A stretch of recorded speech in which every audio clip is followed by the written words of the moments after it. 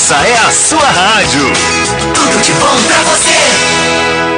A melhor programação. Se liga.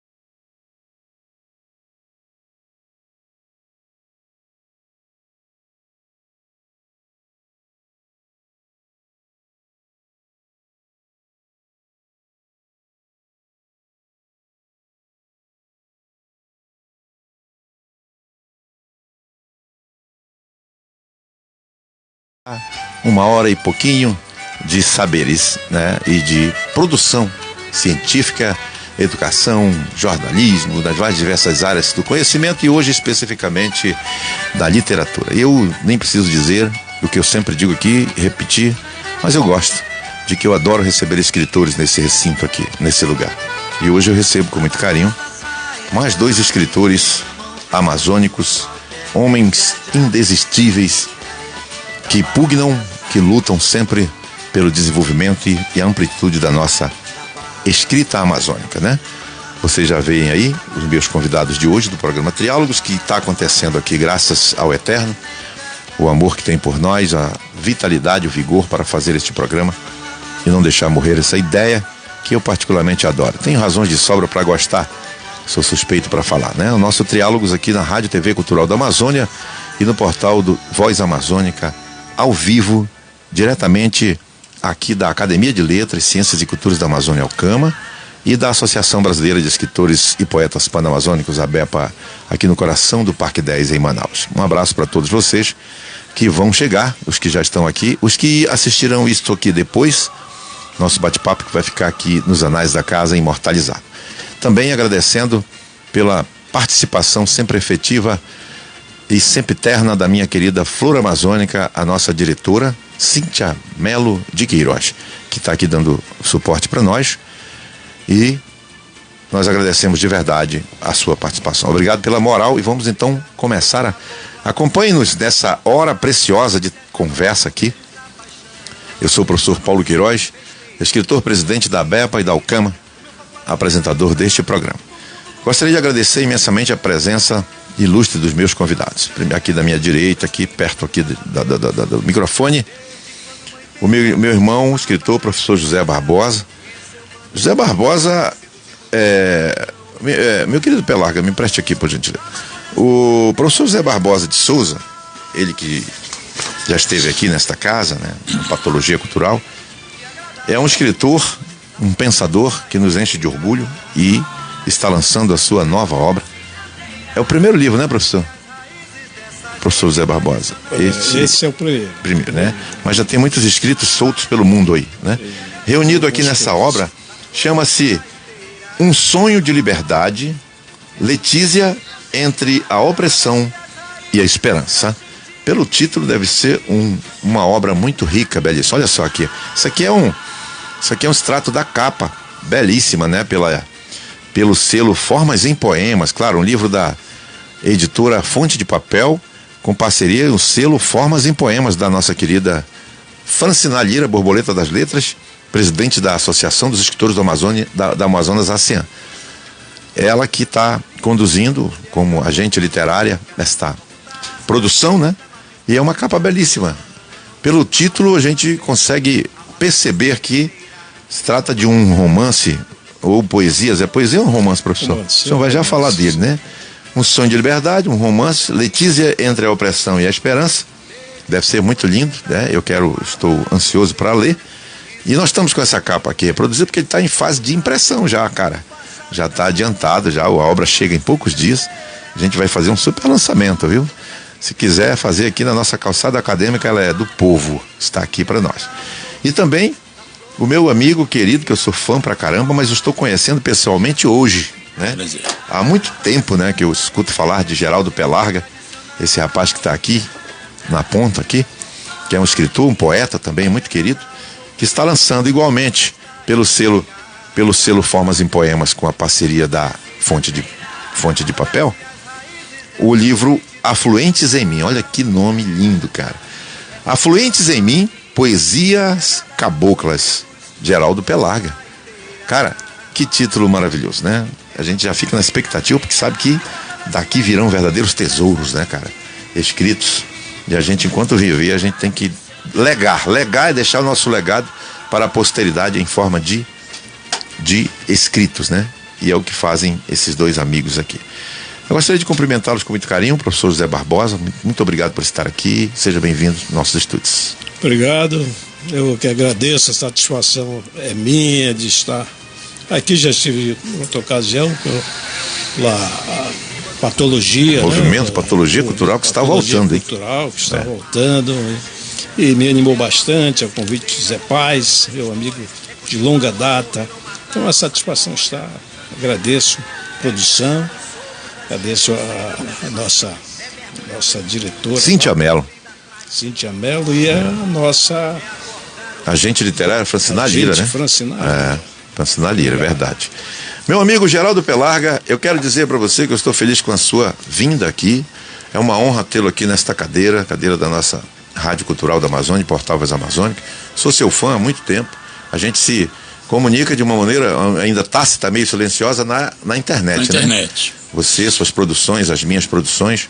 E eu sempre quis trazê-lo aqui. Nós tentamos uma vez, você estava se recuperando, né, e tal, em tratamento, e hoje, graças a Deus, pôde vir. Eu estou muito honrado com a sua presença, meu amigo. Seja bem-vindo. Boa tarde, né? Quase noite, né? Quase noite de cabocla.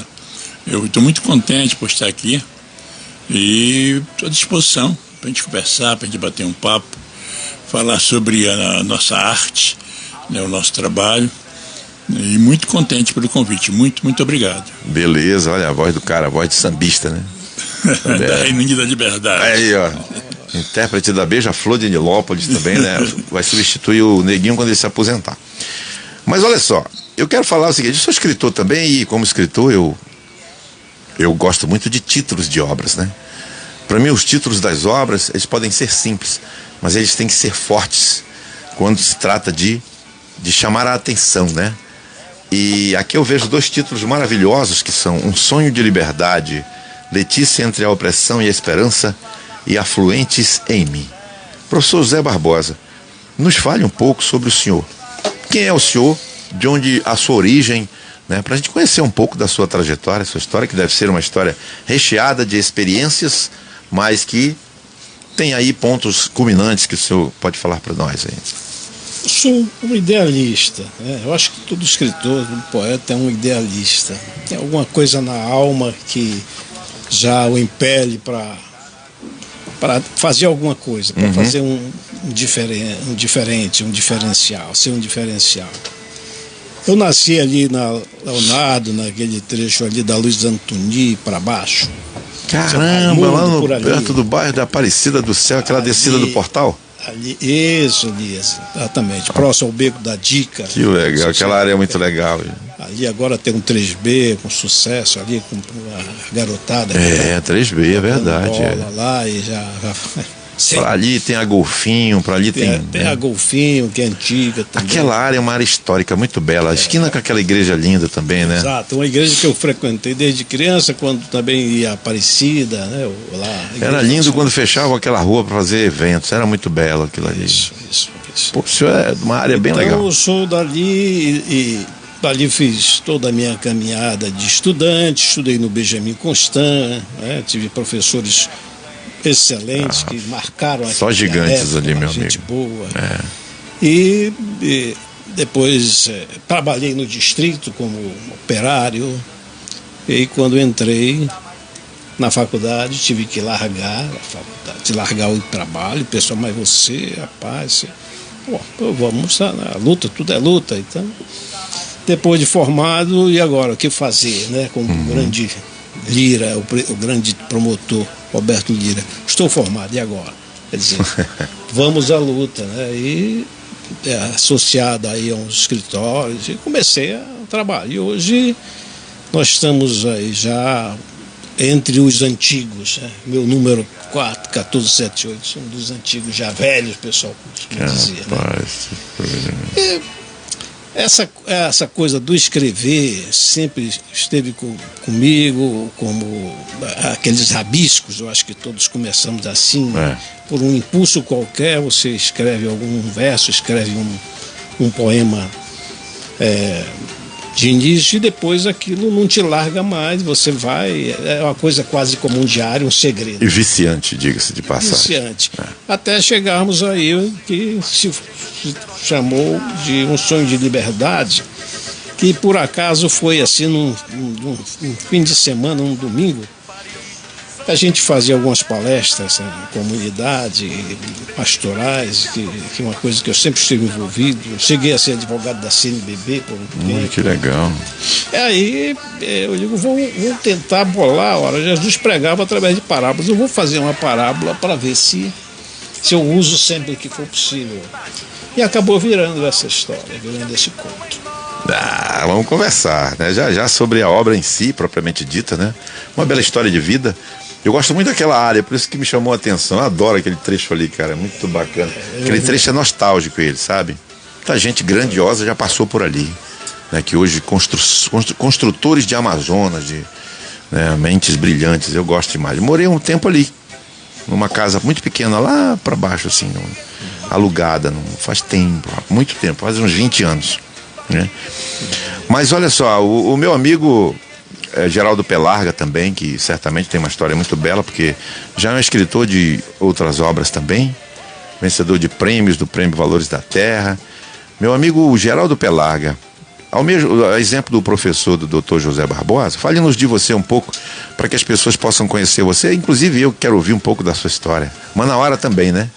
Eu também sou caboclo, né? Caboclo nascido aqui em Manaus, na Santa Casa, né?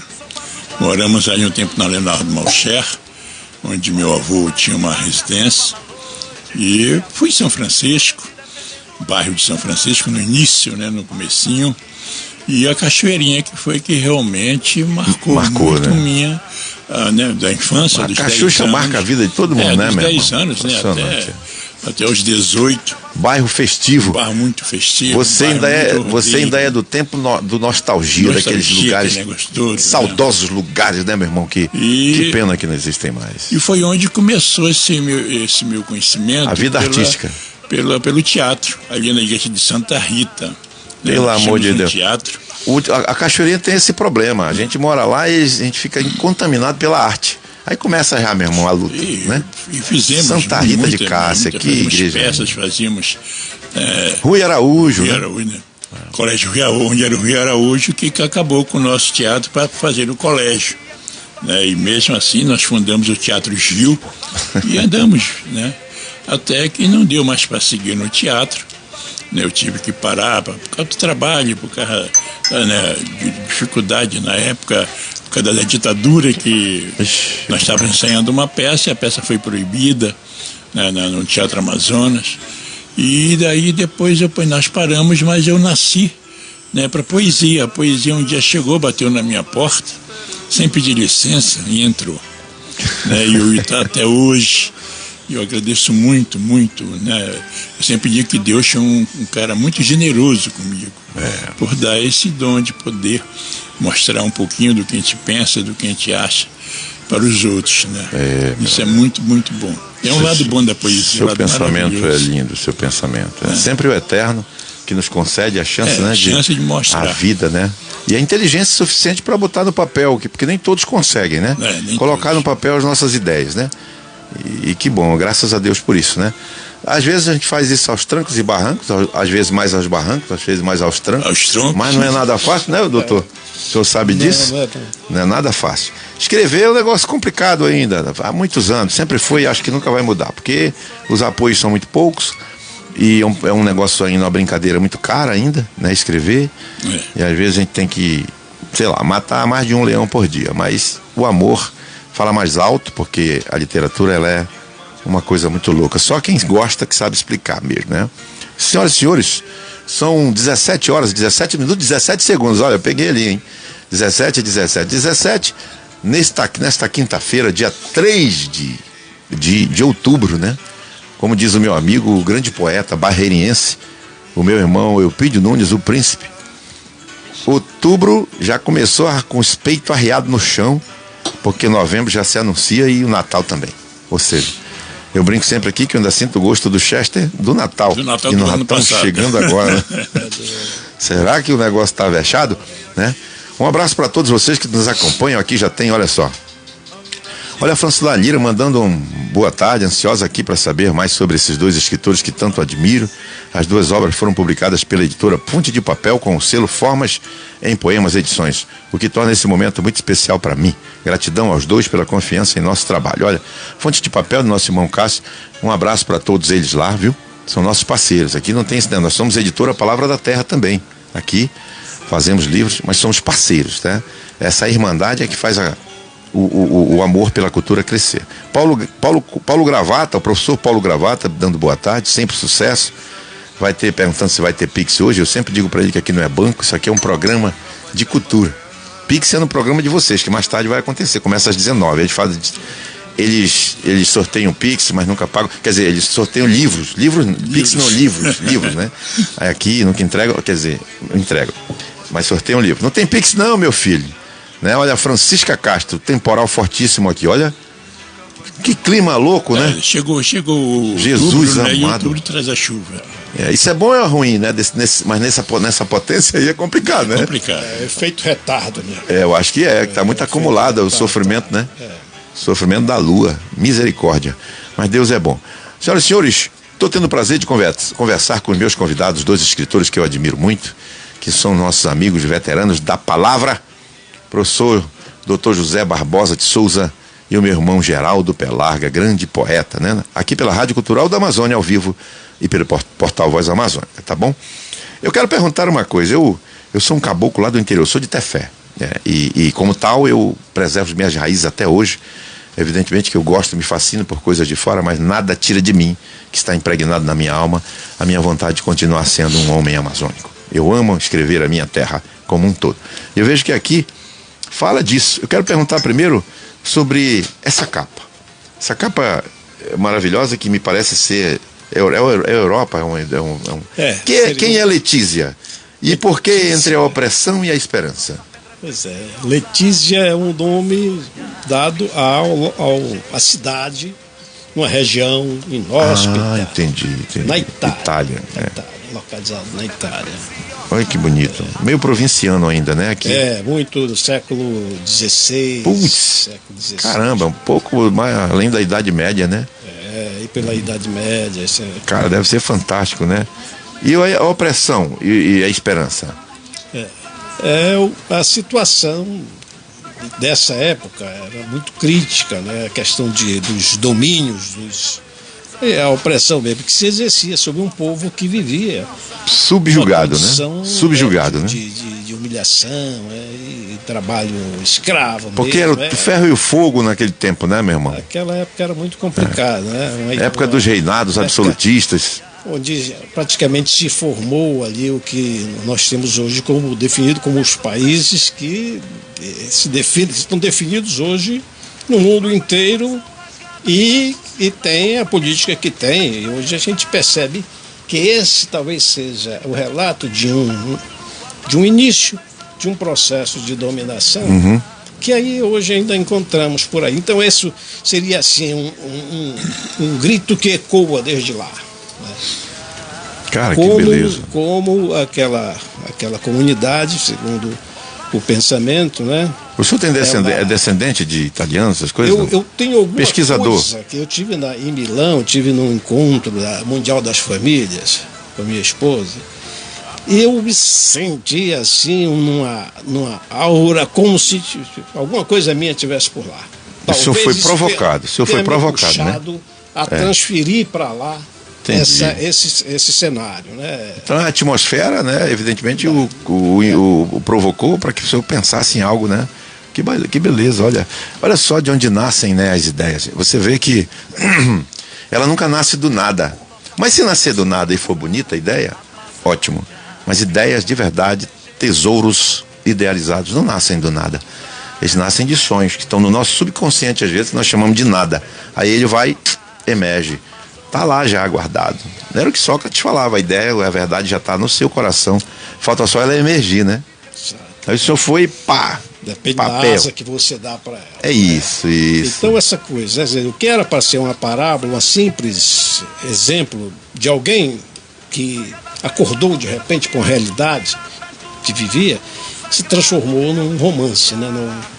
um romance épico, um romance de época, em que uma pessoa que era o centro dessa opressão, ele, através de um sonho mesmo, um sonho que todos nós sonhamos, ele teve uma experiência que mexeu com ele e ele começou a se questionar. Quer dizer, isso possivelmente aconteça como um fenômeno, né, psíquico, com muitos de nós. Como é que alguém, de repente, resolve mudar sua vida? O que moveu fundamentalmente? Então, ali aconteceu com esse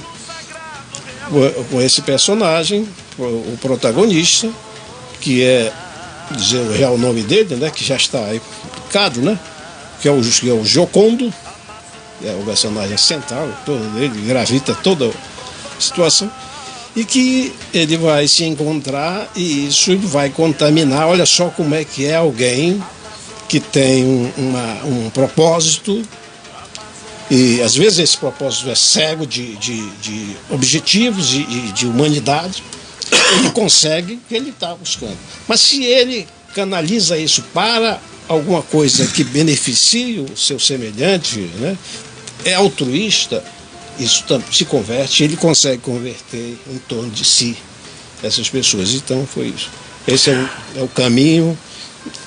E o desfecho para o Gioconda é trágico, mas todos aqueles que se empenharam pelo coletivo, pela dignidade humana, eles tiveram o seu preço, o seu custo. Aí Jesus Cristo é o grande exemplo nosso, né? Para quem quiser e seguir, esse é um segmento de custo alto, tome sua cruz. Todos nós somos desafiados. É nesse legal. Contexto que se está inspirada essa. Cara, eu gosto de ouvir essas narrativas de produção de obra literária, porque cada uma produção tem processos intimistas na sua feitura, na sua construção, e a gente tem que mergulhar mesmo. É como diria o João Baldo Ribeiro, diria isso o próprio Fernando Pessoa.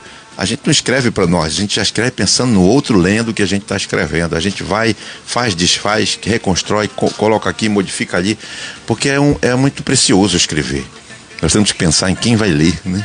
E principalmente nos críticos, né? Os críticos estão aí de olhos arregalados, esperando só a obra ir para o mercado para eles olharem, ler e tal, elogiar e criticar. Criticar que eu estou falando, né, no sentido de o cara falar mal. Criticar o crítico é aquele que faz. Não existe negócio de construtivo, destrutivo. É o crítico, é o que diz excelente obra, uma obra razoável, uma obra boa, uma obra regular. Eu gostei mais ou menos, é boa e tal. Isso é crítica, né, e tal. Então é isso, muito legal ouvir isso. Agora, Afluentes de Mim, nós estamos indo do romance, do romanesco para o poético, né? Não é isso, é o poema e a poesia, né? O poema, a poesia sai do poema, nasce do poema, né? E transforma as pessoas na leitura. Eu falo de novo de Fernando Pessoa, que é um dos poetas que eu mais gosto, e Manuel de Barros também, brasileiro, né? Que eu adoro. E eu gosto pra caramba de Pablo Neruda, Aníbal Bessa, eu gosto muito de Aníbal Bessa. Eu gosto demais. Então, Afluentes em Mim. Não é de mim, é em mim. Olha só, a preposição importante, né? Que se veja. Afluentes em mim, não é de mim. Então você está diante de 2 rios, ou mais rios, no meio deles. Isso significa poesias caboclas. O que tem aqui pra gente ler, meu amigo Geraldo Pelarga? Afluente de mim nasceu do amor, né? Da paixão por Manaus. E pela vivência que eu conheci, né, conheci a Manaus dos igarapés. Igarapé do Crespo, onde eu tomava banho, Igarapé do Chapim, Igarapé do 40, que era uma maravilha, né? É verdade. Uma maravilha. Onde tem aquele hip-hop podre, tinha um Igarapé. Igarapé ali. Da vovó, ali no Morro da Liberdade. Balneário do Parque 10 aqui, né, meu Balneário amigo? do Parque 10, onde se ouve domingos. Você andou por tudo isso, né, amigo? Eu tive a sorte, na maravilha Privilégio, de né, viver. meu irmão? Meu pai gostava muito de água, de rio.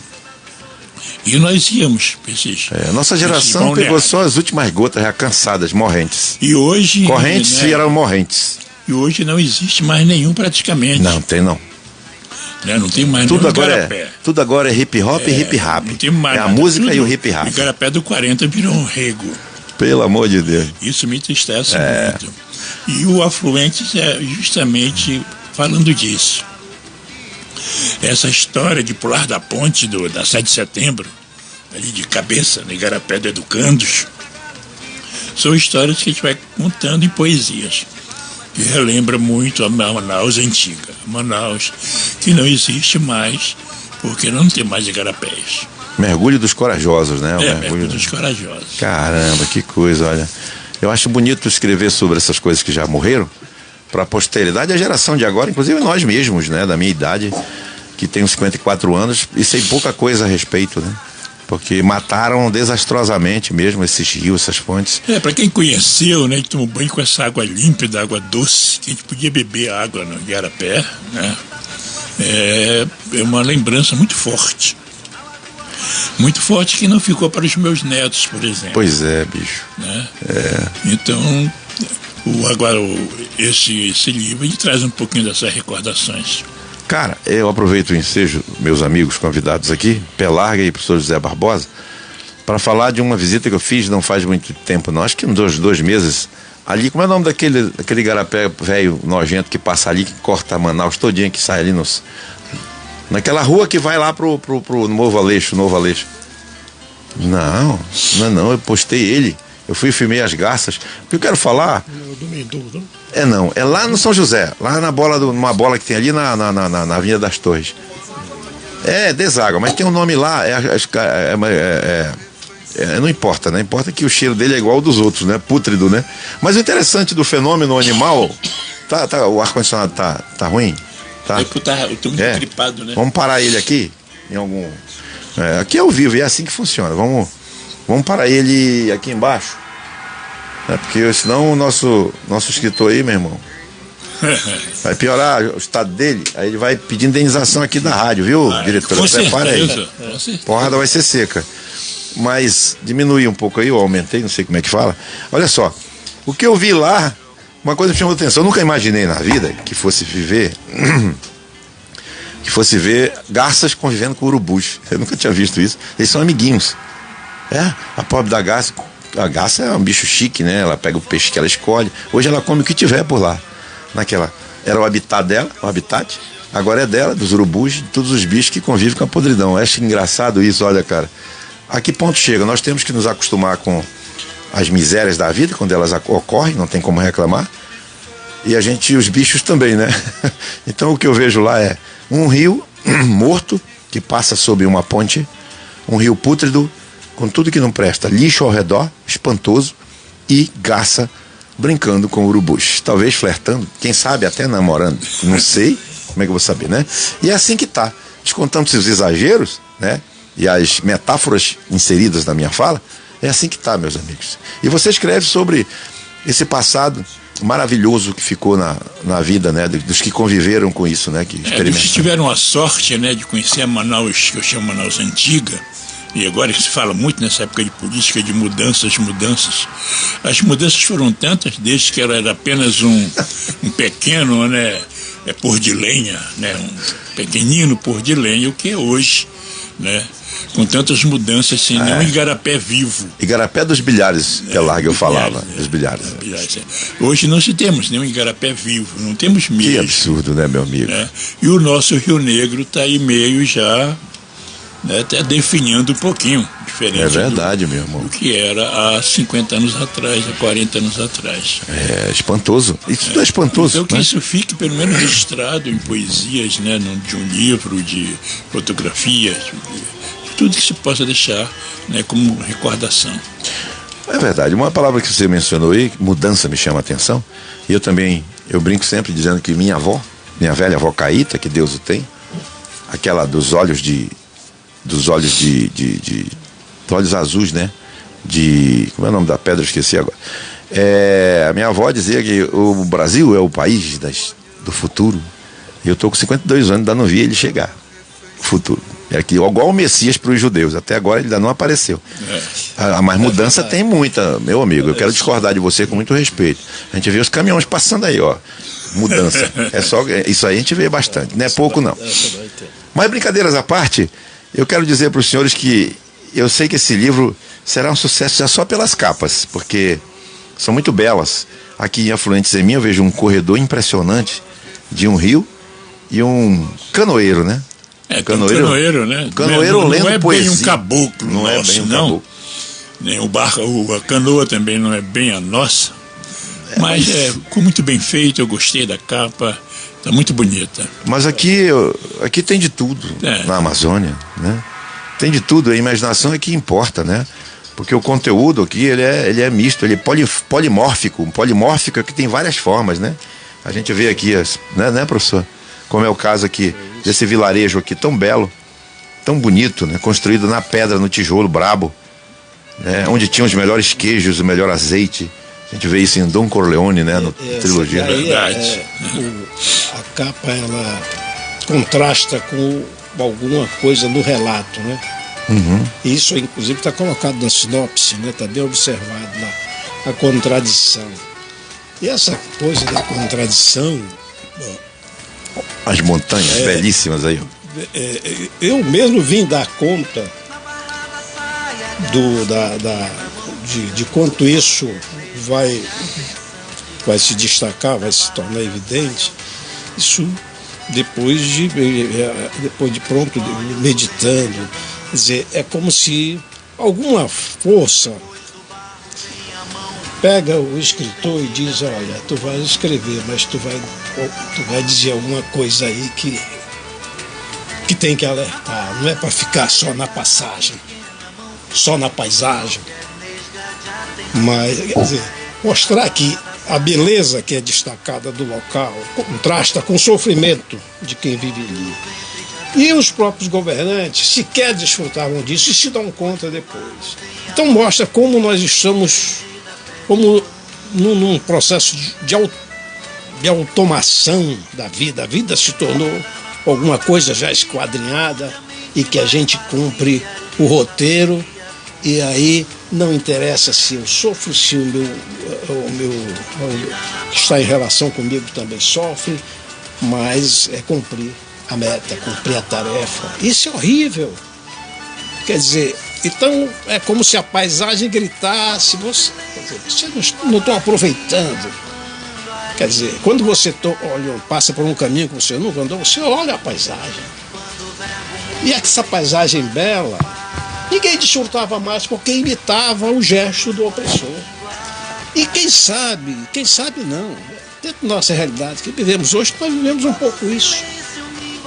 Mas isso mostra que não é de agora, já é de algum tempo. É secular. É secular. Milenar também. Está na civilização, né, doutor? Está na civilização. Eu gosto desses discursos muito interessantes que nascem dos livros. Sabe que eu me sinto livre para falar, não da minha obra, estou aqui para falar dos senhores, mas eu sou um cara feliz porque eu ainda não estou escrevendo um livro que eu não consigo terminar, e não é por falta de ideias, é de tempo. E também de recurso para fazer, que ele é grande, tem 340 e poucas páginas, e isso é muito caro, né? E olha que nós temos editora, né? Que fala disso, dessa coisa romanesca, como eu disse, né? Telúrica, ou seja, da terra, relativa à terra, a terra em si, não o planeta, estou falando da terra como biodiversidade, como meio ambiente, do rio Amazonas, né? O invasor de pátrias, que eu espero um dia poder acabá-lo, que fala sobre a metamorfose do rio Amazonas, esse gigante colossal que recebe um nome em cada lugar por onde passa, cada país, e que acaba sendo o mesmo, só muda o nome dele, mas ele é o mesmo em estrutura física, em ossatura, ou seja, na estrutura óssea, por assim dizer, do rio, que é um gigante que devasta, mas também traz vida. Ele leva e traz vidas, né? E falar dessas coisas, e a gente corre o risco de daqui a algum tempo, não sei quantos mil anos, quantos centenas de anos, 200, será que esses rios ainda serão assim, né? Terão esse vigor todo? Porque nós estamos falando do rio Amazonas, o maior rio do mundo. É exagero seu, o rio do Amazonas nunca vai acabar. Mas o Rio Negro também, a gente não tinha esse medo. Ele era um gigante, o Rio Negro. Era um gigante e já não é tão gigantesco. Hoje se mede ele, né? Com vara. Né? Exatamente. Se mede ele com vara. Assoreado, né? Assoreado, né? Mal cuidado. né? Um berço de lixo, de coisas imprestáveis, inservíveis, que são despejadas no Rio. Já temos muito lixo nos oceanos, imagina. Oceano mesmo, que é um negócio ultra gigante, né? Então veja só, um cara que nasce embaixo da cabeça do cachorro ali embaixo da cabeça do cachorro vai desaguar, atravessa a ponta do Brasil, vai desaguar no oceano. Então tudo vai para lá também, né, professor? Nesse tempo aqui, eu acho legal que nesse tempo aqui, eu leio a respeito dos medievos, que nós chamamos o tempo medieval, porque eu estudo o direito dos tempos medievais, e a gente acaba estudando sobre essas coisas aqui, ó, esse contexto. As épocas, né? Né, doutor? Direito, né? Lembra, doutor? História do direito, filosofia do direito, que a gente, direito romano, essas coisas que a gente lia e acabava conhecendo muito sobre as polis de lá de trás, gregas e tudo. E a gente via muito, era lixo, mas a natureza era belíssima, né, cara? O ar era belíssimo. Né? Não tinha nem 300 milhões de pessoas no mundo. Não tinha tanta gente. Quantos bilhões? 7, 8 bilhões de pessoas, sei lá. Hoje são mais de 8 bilhões, né?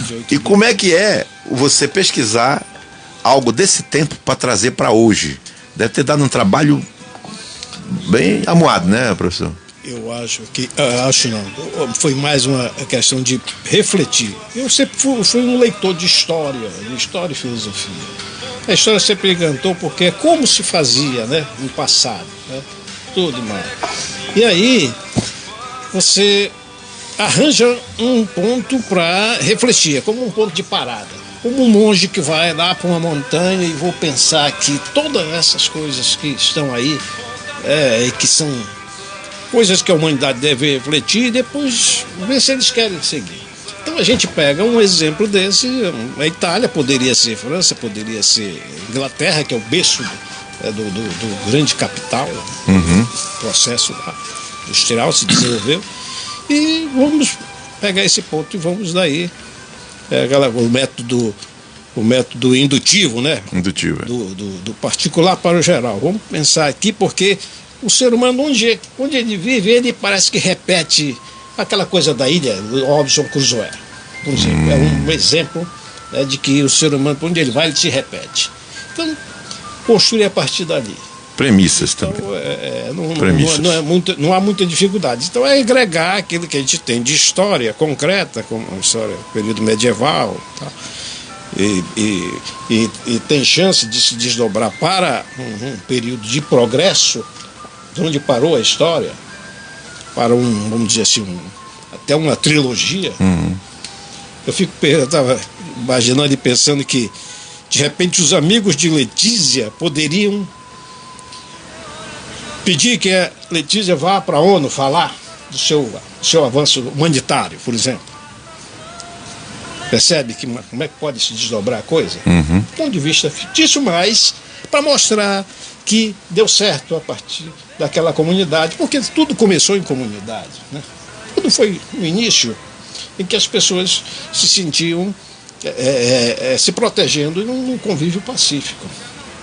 Então a ideia é que pega-se um ponto em que a coisa perdeu o seu eixo, perdeu a sua referência humanitária e de repente ali aquela comunidade começou a recuperar por uma ideia que começou a vingar, que é a posição do protagonista, depois do sonho que ele teve. Legal. E aí pode-se ir para onde se quiser.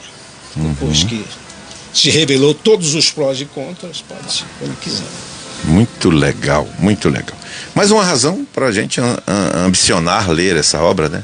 E Pelarga, quando a gente fala em rios, em afluentes, a gente fala no estado do Amazonas, como a Amazônia como um todo, né? Qual é a sua experiência? Você já conhece muito os interiores, já andou por aí muito, né? Eu já viajei um pouquinho, né? Porque meu pai, ele é de Manaus, mas vindo de Fortaleza, né? Vindo do Ceará, né? E a minha mãe é de Maués, nascida em Maués, Caboclo, que nasceu no interior, né? Beleza. Descendente de Heráclito, que era descendente de índios. Sateré Maués, né? Sateré Maués, dos índios, também de Parintins. Né? E as mudanças que a gente vê hoje em dia, né? Eu viajar para Maués todo ano, que eu tinha que meu avô me fazer exigência que eu fosse passar minhas férias do colégio lá com ele. Desde os 9 anos até os... Né, quando ele partiu, um baixinho de 1,5 m, bravo, rapaz, que pegava aqui um tambaqui maior do que ele 2 vezes, né? No braço. No braço, né? Pirarucu, então, hein? Então as histórias caboclas são muito macetas, mas também são muito, né? Que te toca o coração, toca a lembrança. E como não existe mais isso, as mudanças foram muito grandes, né? Na construção civil, na embarcação, em tudo, né? No crescimento da população, é bom deixar isso como uma história, contando uma história. E é legal falar dessa fenomenologia, das tragédias também, né? Na vivência do homem amazônico, né? Eu me lembro que eu via muitas coisas peculiares sobre a vida, que todo mundo elogiava como uma vida perfeita do interior. Nunca foi. Sempre foi de muita luta. Você veja, vamos ver coisas aqui como o escalpelamento das mulheres, que naquele tempo os barcos não tinham assoalho e o eixo do motor ficava exposto. E a cabeluda encostava, ela arrancava couro cabeludo com tudo. E foram muitas que eu vi, muitas. No interior tinha demais isso, né? Que mais? Ferrada de arraia. Ferrada de arraia e o próprio o afogar, né? O afogamento, caramba, coisas. Então, esse negócio cercado de tragédias também, né? E sem contar também com as histórias, né? As lendas, né? O boto. Lendas encantava as mulheres lindas, né? Perigoso. E a cabocla amazonense, a cabocla é muito linda. Nós fomos aqui no boto aqui um dia, ela queria mergulhar lá. Eu falei, você não vai com nojo. Não pode. Saia fora daí. Boto, bicho safado, não deixa, meu irmão. Lenda que besteira, isso é só lenda. Lenda é o cacete. Lenda é quando você aparecer prenha aí. E aí, como é que fica?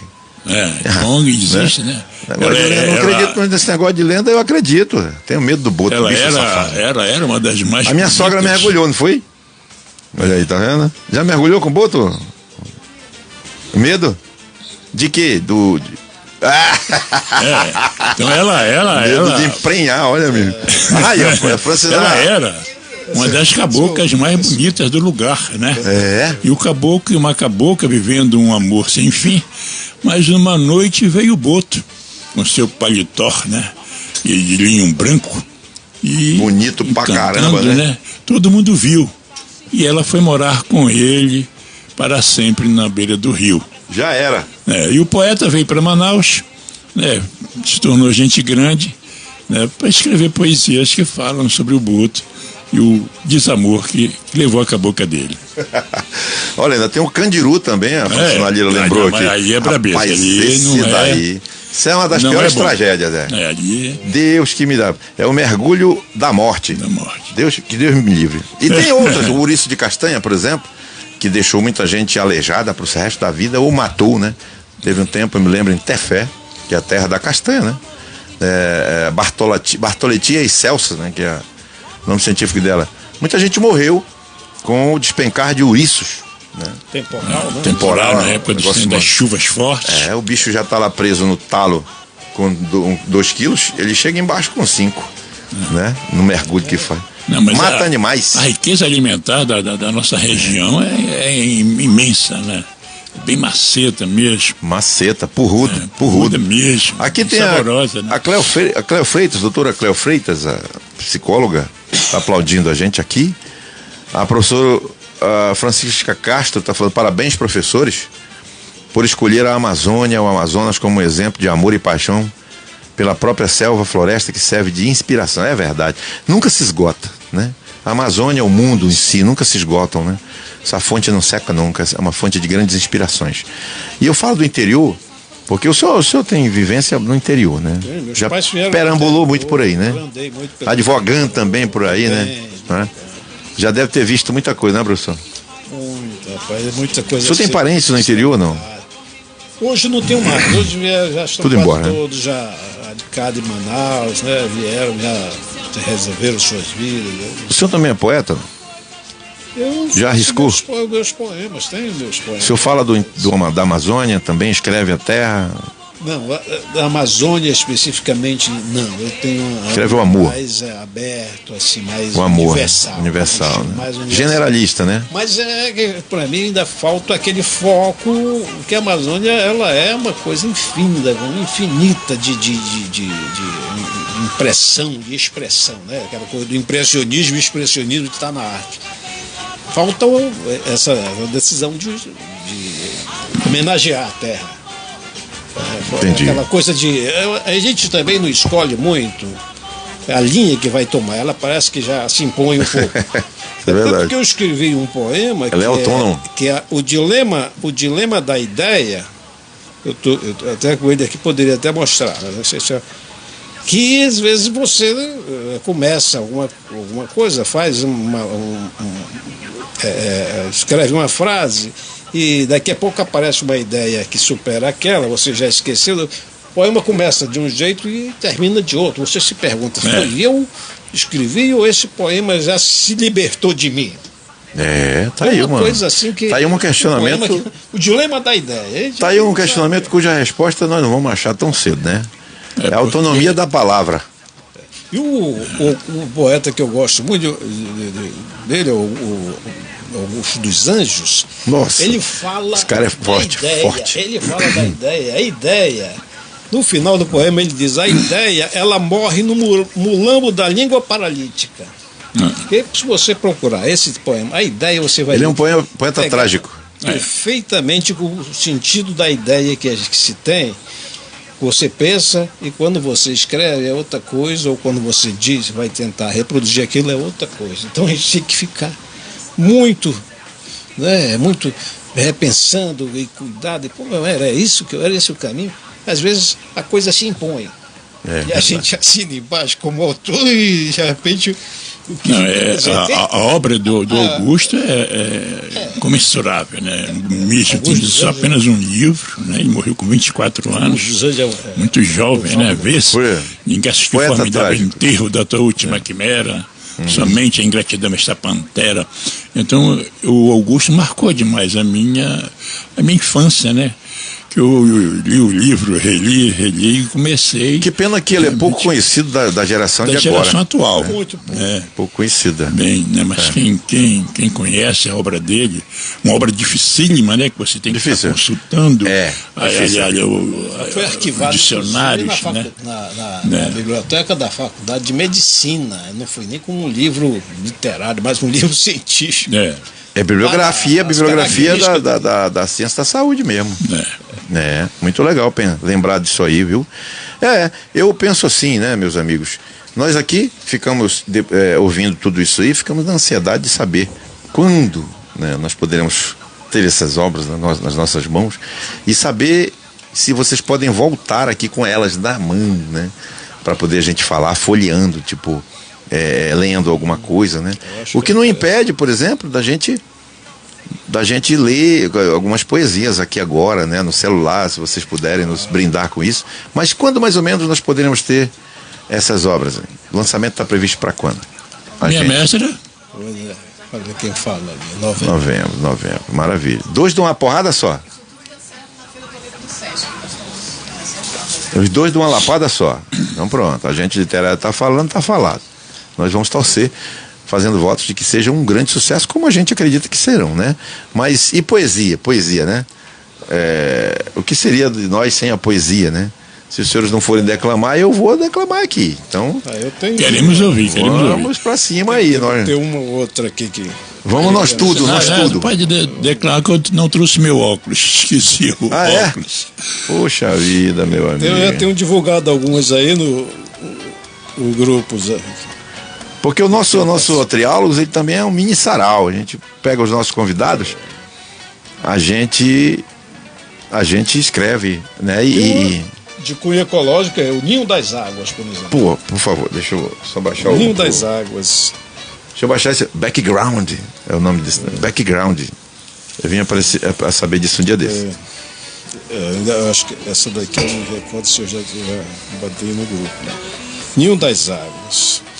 Como de um coração pulsante, precisamos cuidar das águas. Sem ela não temos vida. Somente um vazio sem nada. Esse é um fenômeno, né? Em sólido, líquido, gasoso, móvel, temperatura e clima, dinâmica que se alterna como a natureza ensina. As águas são leite materno, encheram no início os abismos. Mas envenenamos a terra sem cuidado nem compromisso. Nascem nas límpidas fontes, voam livre pelo espaço, caem suave no chão, com efeito em toda parte.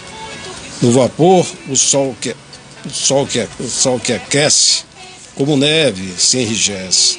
Das fontes enchem os rios. A chuva é bênção de prece. As ações que ferem as águas são crimes geracionais. Matam nascentes e rios e as vidas ancestrais. Agredida em seus berçários, causam conflitos frequentes. Os choques de calor e frio matam vidas inocentes.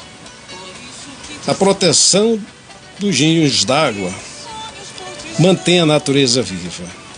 São as fontes sustentáveis que alimentam a vida. Pô, forte Beleza. pra caramba, hein? E verdadeira, né? Rapaz, o homem é poeta de verdade, viu, meu amigo? Muito bom. Olha aqui, ó. Obrigado. Também quero dar pra vocês um poema, é só um pedaço de um poema que eu escrevi no meu livro Ruídos de Silêncio, de 2002. E eu dediquei pra ela, pra essa garota aí agora, né? Aí, poeta, o negócio o problema do poeta é que ele é muito criticado porque, como diria o Fernando Pessoa novamente, que diz que o poeta é o fingidor, ele conta um poema para uma mulher e a outra dele conta esse poema e já deu para todas as outras. De quanto que é o livro? É de 1950 e pouco. Ele está declamando quando? Agora, 20 anos depois. Para quem? Para aquela fulana. Ele já fez isso com tantos. É o mesmo poema para vários. Mas tudo bem, a gente vai levar esse estigma aí. Agora, chama Um Poema Qualquer, né, de 2002.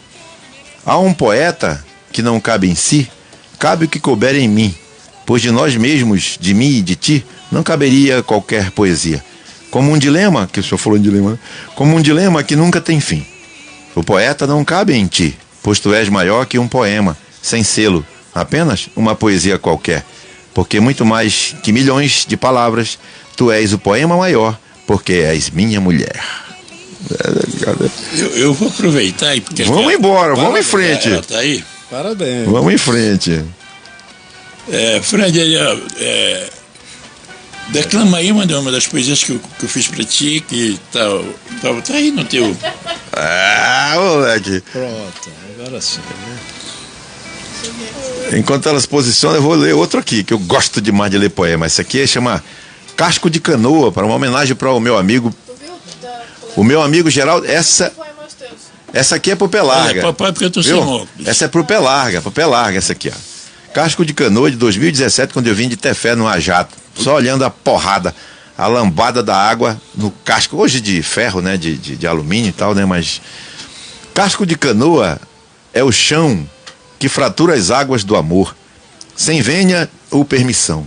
Ele arromba o rio choroso no silêncio das madrugadas, e o canoeiro bêbado e gemente lamenta a saudade da fêmea, mas não titubeia e ama. Ama a outra que chega e que enxuga as suas lágrimas e que o cuida e o ama na água, remando para o mais longe, bem distante da saudade. O casco da canoa é o piso, e o chão onde o amor respira é o chão onde o amor respira e onde os corpos dormem. Vou continuar remando até o fim, até os confins. De saudade eu não morro é com nojo. Isso aí. Borboleta. Não, vai funcionar agora. Pode dar-lhe. É que o Geraldo Pelarga, ele fez muitos poemas pra mim, né, Geraldo? E aí eu tenho algumas coleções aqui. Aqui eu tenho os últimos que eu peguei aqui. Tem um aqui. Fotopoema a Francina Lira. Porque às vezes eu postava alguma foto, ele sempre pegava as fotos e fazia poemas, né? Tenho vergonha. Que vergonha. Peraí. A gente não cria vergonha porque a gente não sabe o que ela come. Diante de tanta lindeza, pra essa foto aqui, ó. Olha só olha aqui, ó, na época da pandemia. Ih, rapaz, olha que legal. Com a coisa da Ana Peixoto, com a máscara da Ana Peixoto. Diante de tanta lindeza, o desenho em traços finos desenha cada doce linha da beleza. A pintura em todas as cores mostra os tons suaves, claros e assim vivos. O brilho que a lindeza então mostra. O brilho que a lindeza então mostra. A fotografia iluminada bem retrata, seja no clique da noite ou do dia. E revela a tanta lindeza tão exata. E a poesia cheia de rimas delira, pois a cor da mágica não esconde a poética lindeza dela. Francina Lira. Bom, isso aí é bom. E aí, doutor José Barbosa? Tem o dilema da ideia aqui. É a sua vez, está na rodada Então, aqui, na sua vez. Do dilema da ideia. No instante em que reflito, um dilema antevejo.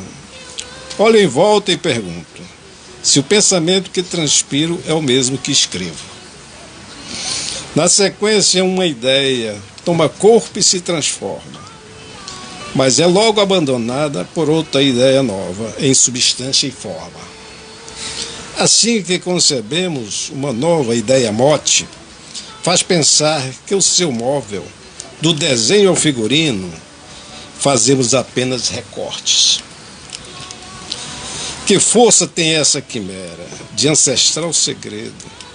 Como semente que germina, faz emergir a ideia depois de longa peleja.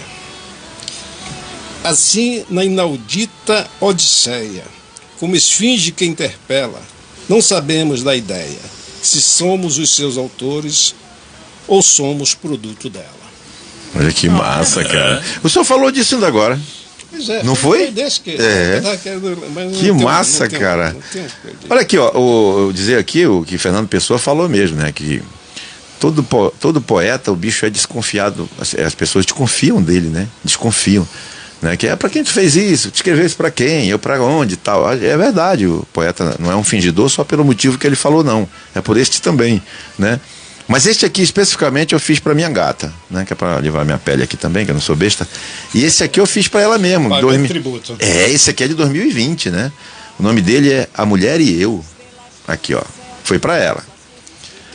A mulher é um ensejo dos céus, uma fantasia real que amplifica o som das matas mudas, congelantes e assustadoras. A mulher é uma meta, uma aspiração dos corações desrumados e um sonho para os espíritos desarrumados. Uma gaita que sopra um concerto magistral, subtraindo fôlego nos mais suaves beijos e que canta para a glorificação e superação dos malditos, arruinados, derrotados, fazendo-os triunfar novamente. A mulher encanta quintais escuros, alumiando as casas abandonadas, rematerializando os corpos semimortos.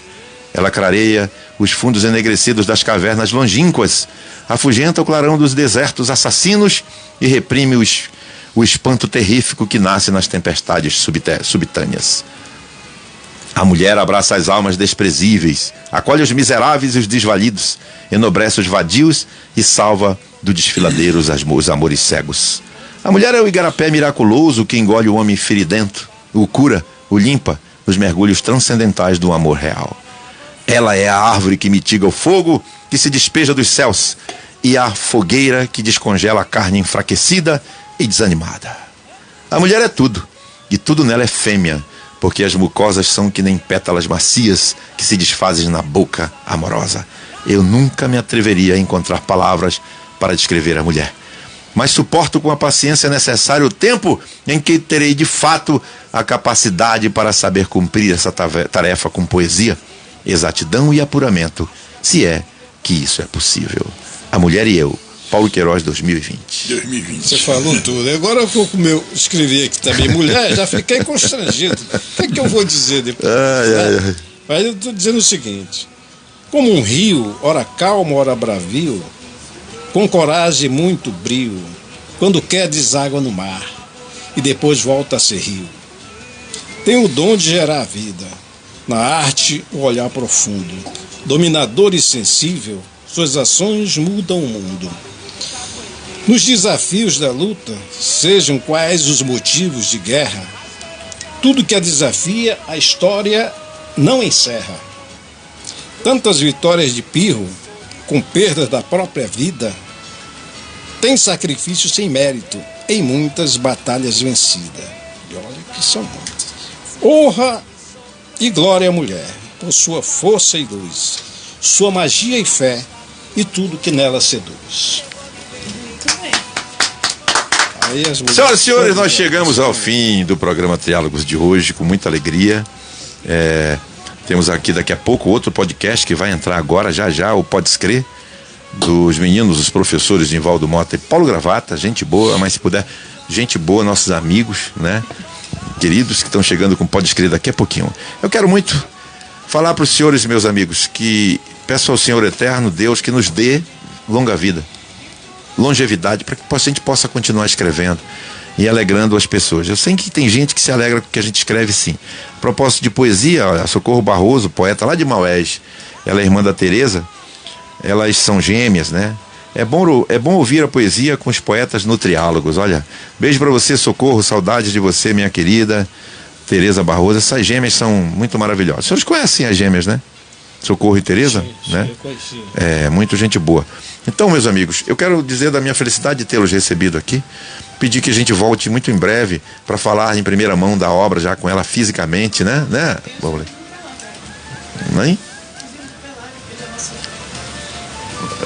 Pois é, o Afluentes em Mim já foi lançado? Não, pois é, mas estou falando dessa obra aqui, ó. Essas duas. Essas duas aqui. Novembro. A gente pode voltar aqui para falar delas? Muito bem, vamos aguardar com ansiedade. E eu queria muito pedir aos senhores que fizessem suas considerações aí para as pessoas que gostam de vocês, para quem está, para quem veio, para quem foi, para quem vai chegar, para quem vai assistir depois e para toda a sua legião de fãs, que não devem ser poucos. Professor José Barbosa. Eu agradeço o convite, encaminhado pela Francinar, e estar aqui partilhando com a presença do professor Geraldo Pelarga, né? Também passar a admirar a partir do título da obra, Afluentes em Mim, que promete muita coisa, e para os nossos ouvintes, nossos amigos que nos conhecem pessoalmente, mas não em termos de literatura, o nosso desejo é que essa obra os inspire, como foi para mim inspiração, de fato. Não foi por um desejo simplesmente de publicar mas de transmitir alguma coisa que a mim me inquieta desde que me conheço como pessoa. E essa foi uma forma de transmitir essa verdade, é uma verdade em mim, como tem afluentes em mim, uma verdade em mim. Né? E agradeço e espero que a gente possa divulgar sempre mais. Eu acredito que tem muita coisa boa para ser publicada, para ser conhecida. Eu acredito que aqui esse trabalho da Rádio TV Cultural da Amazônia faz um grande trabalho nesse sentido. Eu agradeço. Muito obrigado. Obrigado. Muito obrigado. E antes da fala do meu irmão aí, do Geraldo Pelarga, eu quero registrar a presença muito especial do pessoal da Fonte de Papel, né? A editora, que é parceira da gente aqui. Parabéns aos autores, mestre Geraldo e doutor José, pelo lindo trabalho. A Fonte de Papel, em parceria com a Formas em Poemas, agradece a confiança. Deus os ilumine, abraços ao Paulo e a Francina Lira. Meu amigo Cássio, olha, seja sempre à vontade aqui com a gente, tá bom? A gente gosta de falar de bons trabalhos, então não vão ser esses aqui nem outros que vão, são muitos que ainda virão, tá bom? Deus abençoe você. Meu amigo Geraldo Pelarga. Bom, Geraldo, até que enfim você veio, né, meu irmão? Pois é, né? Com certeza dos 14 remédios que eu tomo diariamente, né, esse aqui foi o melhor de todos. Obrigado. O mais maravilhoso, agradeço muito. Professor Zé, você sabe trazer gente assim famosa é difícil, né?